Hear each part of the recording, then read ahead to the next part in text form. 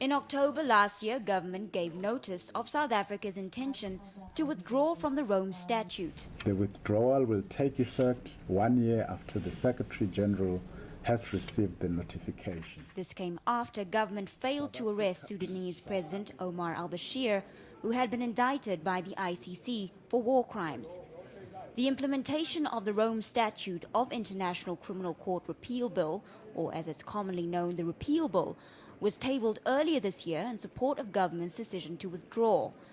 While the High Court declared the notice for withdrawal invalid, it found the process for tabling the Repeal Bill before Parliament legitimate.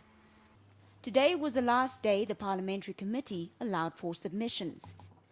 These leading jurists say that even sitting heads of state should be held accountable for human rights violations.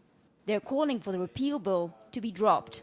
One of the points made in the note to Parliament is that while the situation is not perfect, this compromise was a good thing.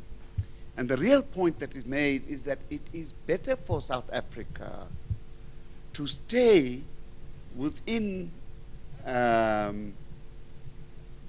the International Criminal Court and get improvements from within. The group says more effective reform of the ICC will be possible if South Africa engage with other African countries. Along with South Africa, Burundi remains the only country who intends to leave the ICC.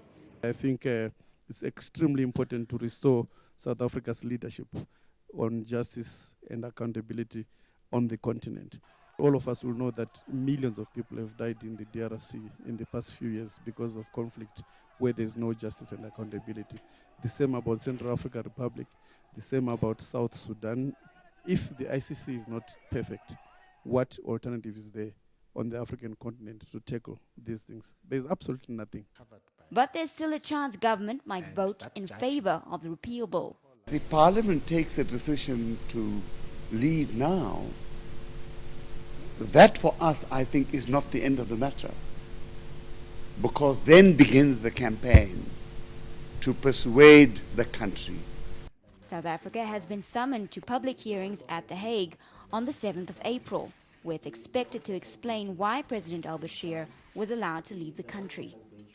Lorhren-Rose Joseph, Johannesburg.